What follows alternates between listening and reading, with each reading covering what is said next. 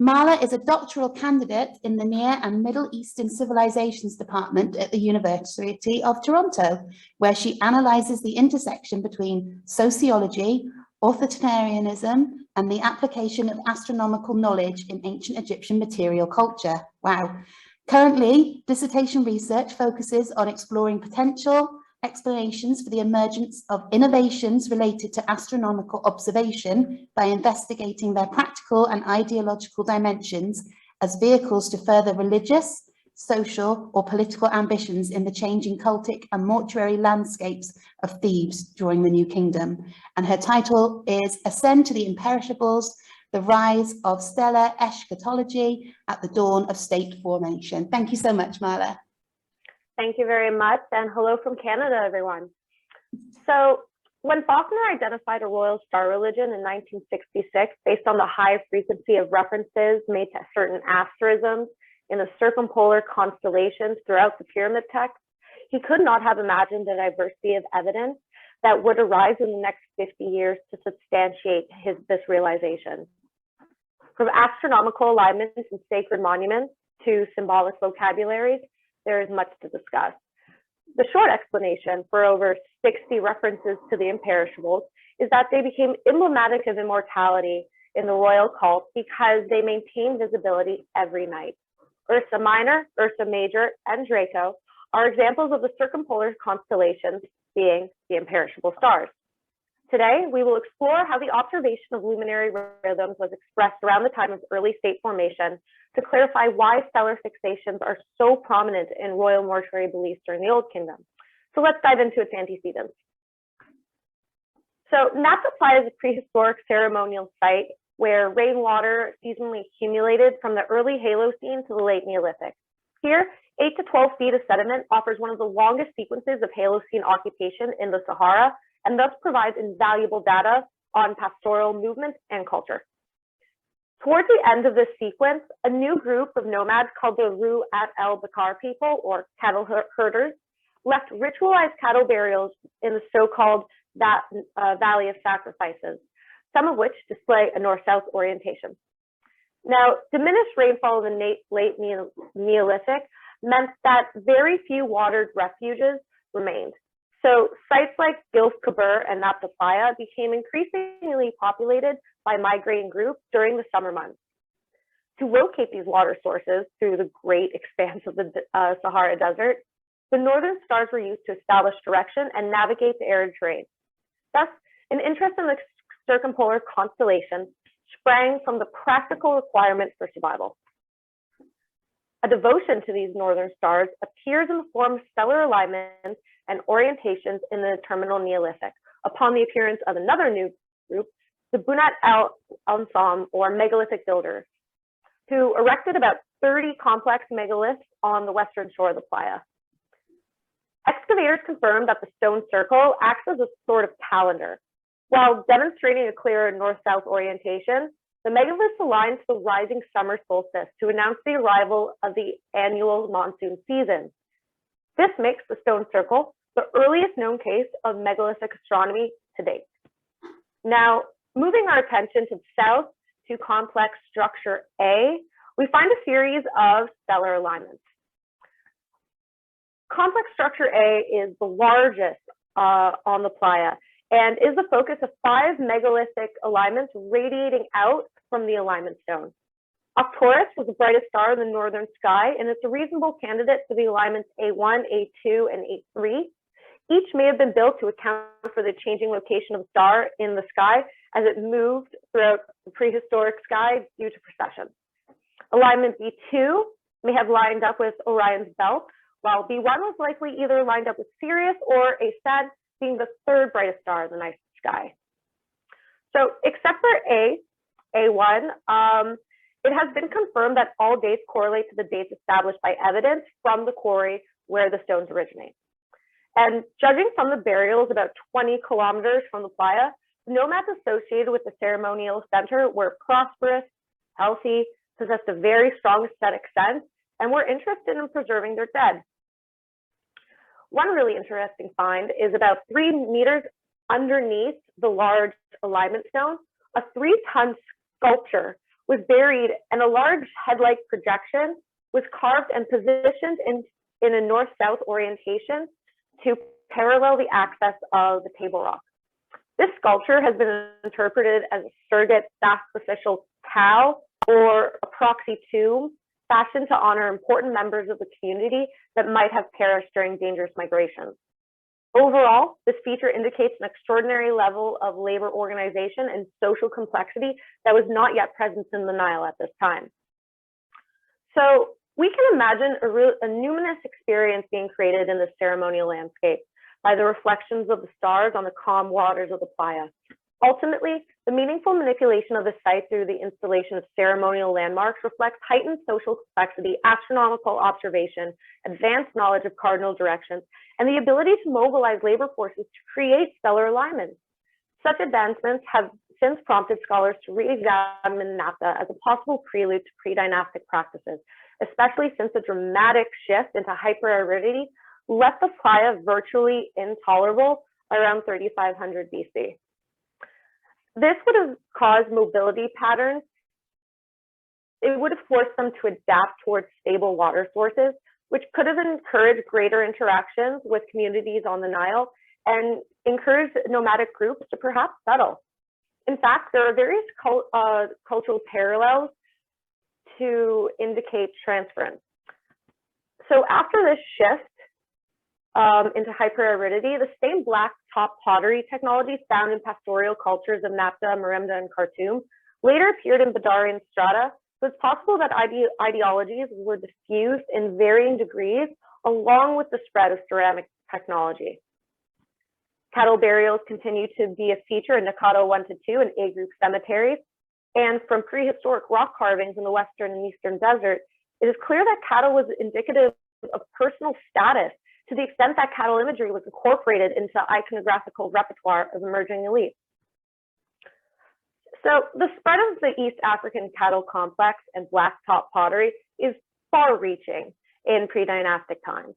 But Heracompolis is of special interest because the rise of the site's occupation correlates with the desertification of the Western desert, and ritualized cattle burials appear in various layers, such as the famous HK29A temple structure, which was originally oriented to align with the meridian before it was rotated 45 degrees in its next construction phase. And it is at this site that the continuation of the cattle cult and a preoccupation with stellar bodies beautifully manifests on a diorite bowl from the first dynasty, which is accompanied by the image of a jabiru stork, and together may be read as the name Sabat, a prehistoric celestial cow goddess who is shown surrounded by 5 stars. And apart from the stars, these symbols later appear in her name in religious texts from the Old and Middle Kingdom, as you can see below. So this iconography also appears on an earlier stylized palette from Guernsey. And so we are now starting to piece together that the celestial cow may have been a transcultural concept across communities. That is possibly the original heavenly cow or the mistress of the star. And her syncretism with Hathor, who later takes on her iconography and really absorbs her aspects, this would explain why Hathor is later associated with these epithets. And the importance of these stellar occupations is again reflected on a seal impression from Amelkad and on a first dynasty ivory from the tomb of Semerkhet at Abydos. And I am sure you have all seen this before. So that heavenly image reappears on the upper register associated with the celestial realm on both sides of the Narmer palette, which frame Narmer's Serek, which is the only other element to appear in the sky amongst the heavenly cow, perhaps to suggest the king's divine aspect or emphasize it. Like many Neolithic images, the mix of human and cattle traits has been interpreted as early manifestations of divinities known from dynastic sources. And on the other side, we can see the king subduing his enemies through the visual metaphor of a battering bull to identify him with the qualities of a strong ruler. It's important to remember that animism animistic religious beliefs are based on the perceived personality of forces of nature. So it's no wonder why rulers would want to align themselves with the vitality and strength of both prima genus, which stood 2 meters high at the shoulders. It would have been a daunting force to behold. So moving closer, I'm sure we're all familiar that he again is wearing a bull's tail to reaffirm these associations, but he is also wearing a row of pendants suspended from his belt, shaped to represent the heads and horns of cattle, which later appear on a 3rd dynasty statue of King Djoser from the Step Pyramid complex at Saqqara. And this appears to be a piece of royal iconography of the early dynasties that fell out of use. I certainly haven't seen it in too many other places, but if anyone does see this or is familiar with it, please let me know. I'd be very interested. And in addition, we also see that on the Narmer mace head, we see this association with bovine still continues. And here it's kind of represented in a bunch of different ways and meant to be read differently. Ultimately, I think it's really important to recognize that the centrality of cattle in various neighboring regions could have also reaffirmed the importance of cattle in the context of kingship in its various forms. So stellar observation also provided a sense of authority because it held society accountable to time and in universal balance. One 1st dynasty ivory tablet from Abydos shows Jer Serach next to the image of a reclining cow to denote Sirius, which has the sign for the year represented with a stroke in between its horns, while the sign for Akhet is down below. The whole reads Sophis, opener of the year, the inundation, or Sophis, bringer of the new year. Therefore, we know that record-keeping practices documenting the heliacal rising of Sirius dates back to the start of 3rd millennium and were associated with kingship before a standardized civil calendar was established to unify the country's new administrative requirements. References to the king as the lone star, which ascends on the eastern side of the sky, or as the one who ascends to the eastern sky as the morning star, is clearly connected with the passage of time. Elsewhere, Reed proclaims that the king's brother is Orion and his sister is Sophis. Sorry for the construction. It has just started 5 minutes before my presentation. I hope it is not distracting, as distracting as it is to me at least. Anyways, so in other passages, the king is identified with Orion as Osiris, which suggests that the king was partially responsible for seasonal synchronization.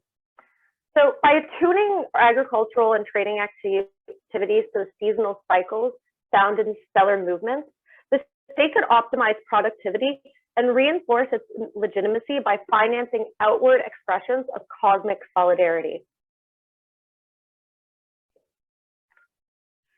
So the early Egyptian state's ability to fashion mechanisms of rule is interwoven with ideological ideas concerning the operation and structure of the cosmos and the natural world.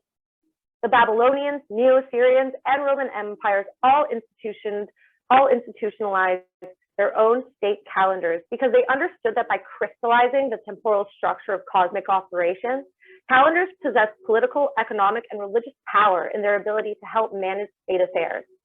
But manipulating perceptions of time for power is not exclusively emblematic of the ancient world order. Even today, ethnographic studies show multiple calendars are still in use in Saharan communities as a result of the region's political histories and alliance to heritage.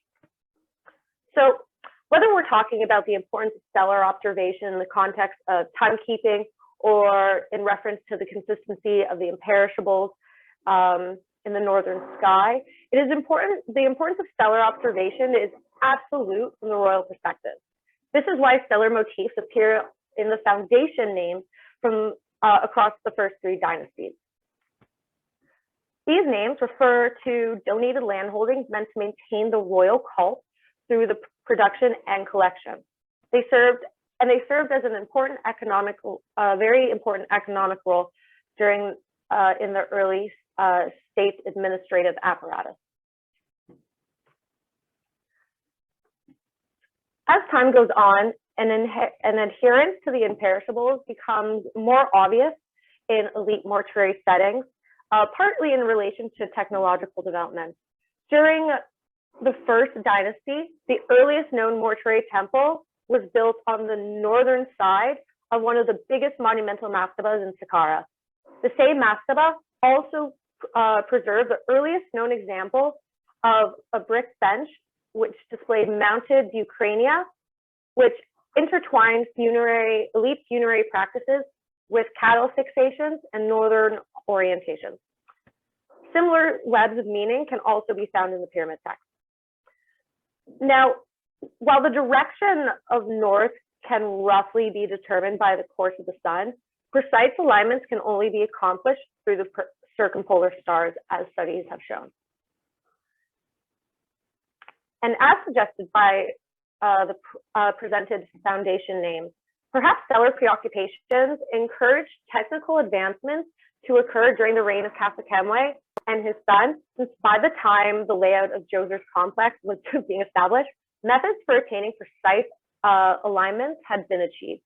Djoser's complex is off from true north by a mere 4 degrees.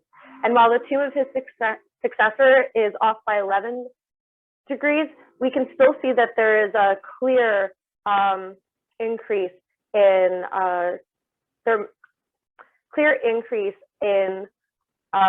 technology to achieve what was that alignment with Djoser's complex.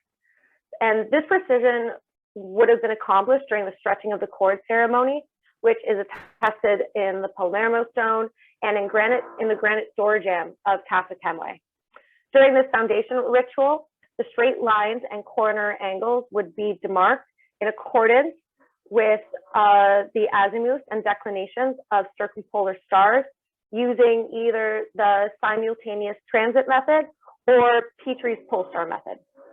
In fact, the constellations Mesketu or Ursa Major is explicitly singled out in later sources in reference to this ceremony.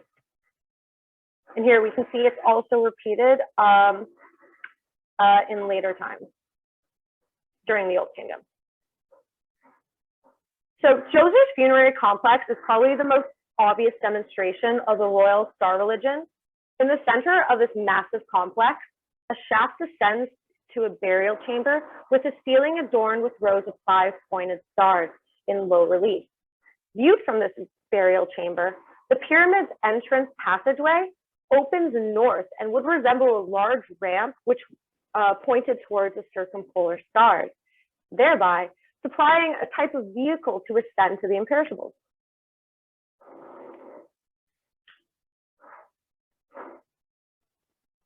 And while his mortuary temple is also on the north end of his complex, his serdab chamber on the northeast corner of his step pyramid holds the king's castone to provide a resting place for the king's soul after death. And this chamber is completely sealed off, apart from 2 eye holes that correspond to the eyes of the statue.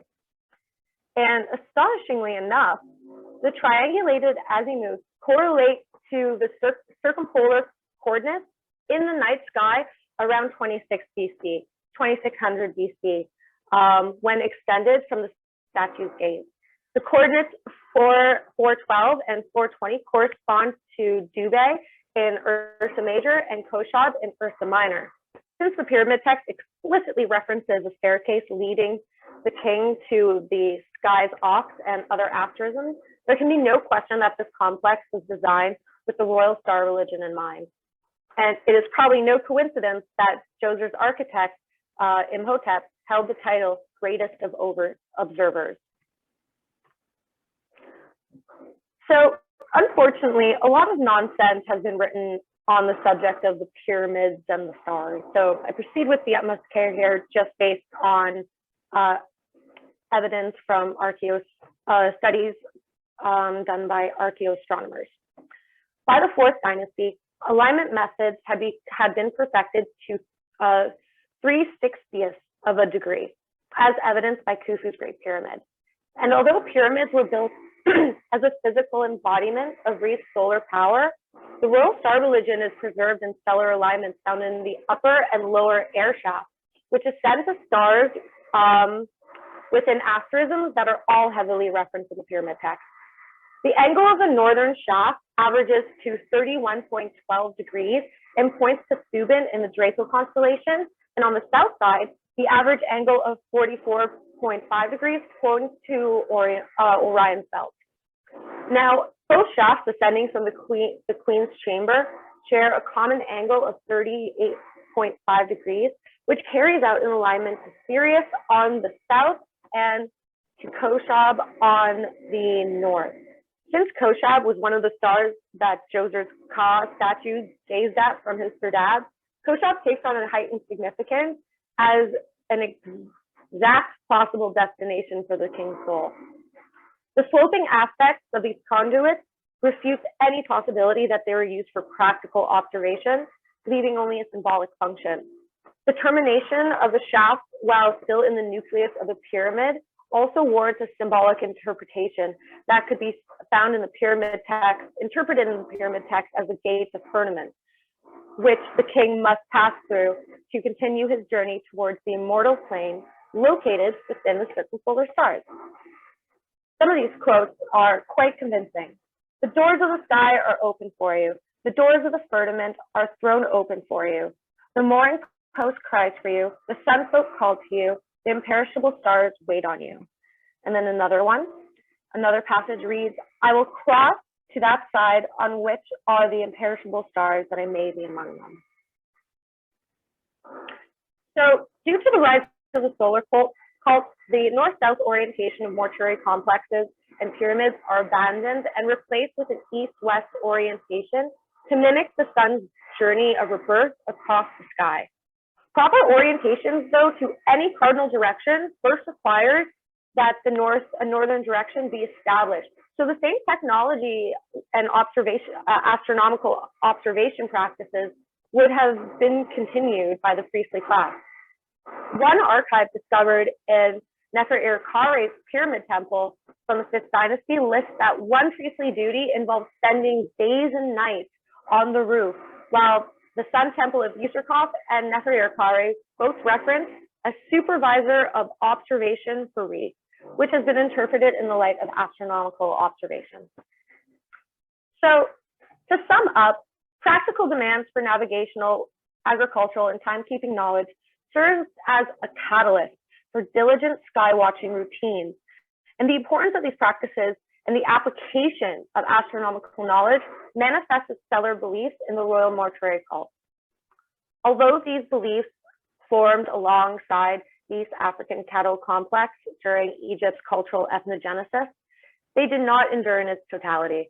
However, the eternalization of the star religion continues in various forms. These include tomb ceilings with rows of stars and dipper-shaped blades used in the opening of the mouth ceremony.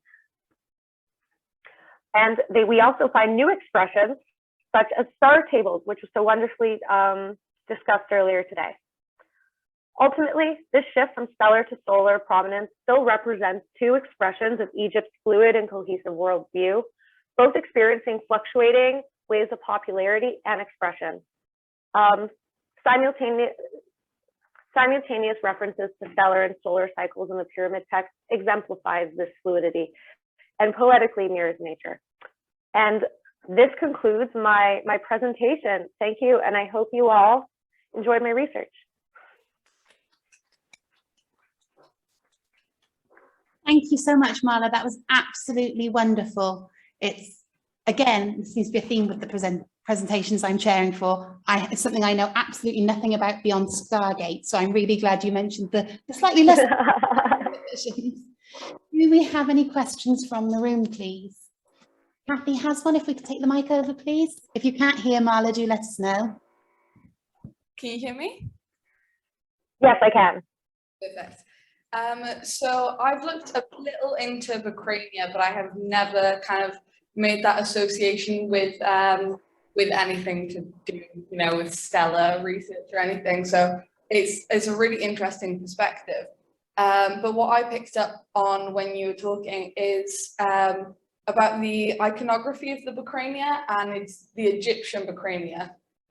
So I noticed in, the examples of the Nama palette and things like that, all of the horns were kind of brought together and were curved together. So I was wondering whether that was just an iconographical trope, or whether, so for instance, in Nubian culture, bringing the horns together, that's an artificial horn deformation, where, and I know in Upper Egypt as well, bringing the horns together symbolizes protection. And I was wondering whether that is seen in all of Egyptian iconography of this type, or whether you see other aspects of horn deformations. If that. When you say, just because I think the mic is a little fuzzy, I didn't hear you quite correctly. Do you mean the direction of the horns, or are you saying that the horns are represented like together to represent protection in Nubian culture? So when the horns kind of loop around and are brought together, that's an artificial horn deformation. So I was wondering whether that is generally the, because I know in later iconography they're kind of seen more separate, or sometimes you see that one horn brought down. So all of them have, different meanings and that kind of thing. I mean, that's a very fascinating question. I'm not familiar with, at least in this time period, with any representations. Sometimes the horns are depicted inward, sometimes they're depicted outward. Yeah, I'm not familiar with any examples of evidence that might support that, but I mean, that doesn't mean it's not out there. Fantastic, thank you. Do we have any other questions in the room? I'm aware we've got 3 minutes left, and I can see there's some things in the Q&A as well. If there's nothing else in the room, Valentina, would you be able to read out some of the Q&A for us, please? Yes, of course.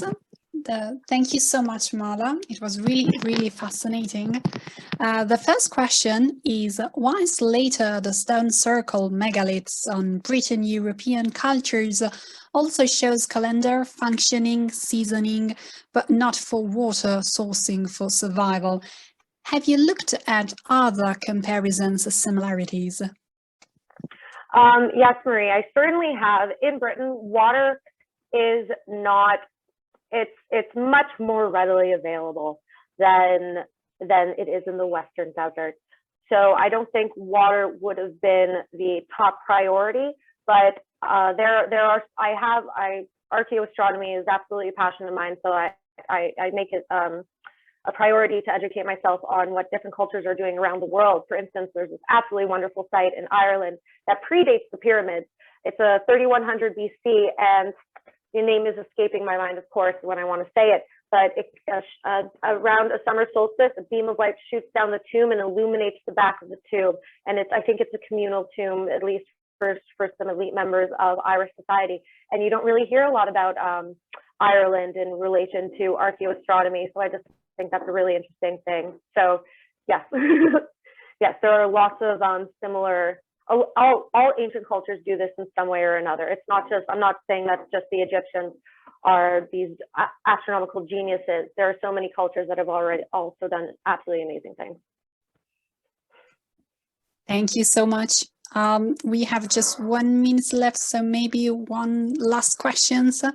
Could the navigation expertise of early sea cultures further strengthen your argument for stellar interest in navigation of the desert? Absolutely. The northern stars were used by the Vikings to travel overseas. Again, I think this really ties into the last question. Cultures have been using the northern stars and certain bright stars in the northern sky, and have really compacted them with cultural significance on an ideological level, and then they're also used in practical levels.